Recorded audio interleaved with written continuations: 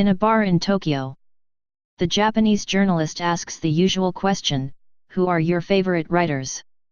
And I give my usual answer, Jorge Amado, Jorge Luis Borges, William Blake, and Henry Miller.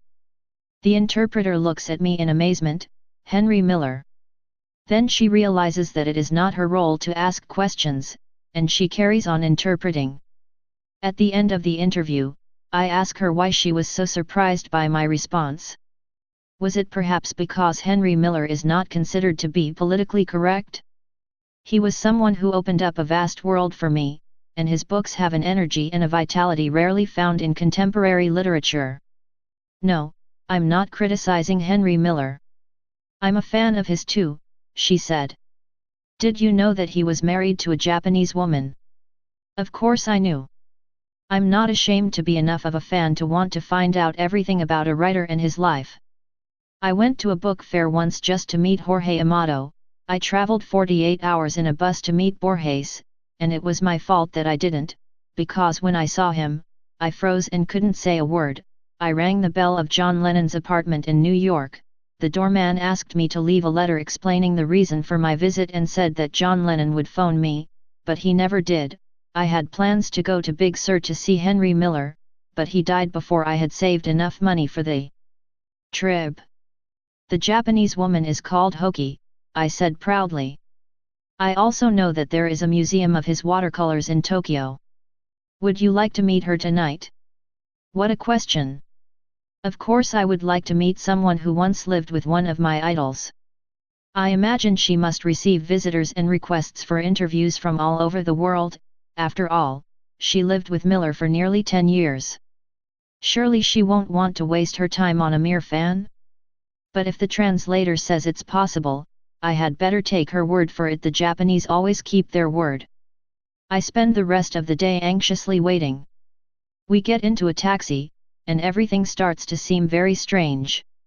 We stop in a street where the sun probably never shines, because a railway viaduct passes right over it. The translator points to a second-rate bar on the second floor of a crumbling building. We go up some stairs, enter a deserted bar, and there is Hoki Miller.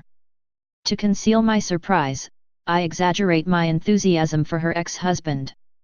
She takes me to a room in the back, where she has created a little museum, a few photos, 2 or 3 signed watercolors, a book with a dedication written in it, and nothing more. She tells me that she met him when she was studying for an MA in Los Angeles and that, in order to make ends meet, she used to play piano in a restaurant and sing French songs, in Japanese.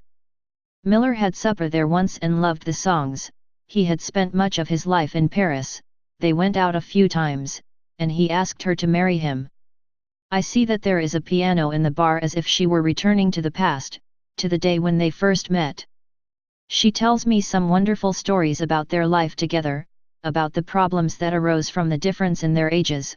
Miller was over 50, and Hoki not yet 20, about the time they spent together.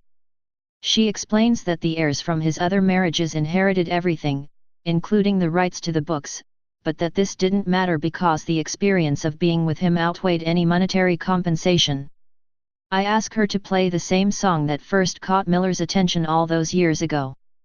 She does this with tears in her eyes, and sings Autumn Leaves, Fuilis Morts. The translator and I are moved too.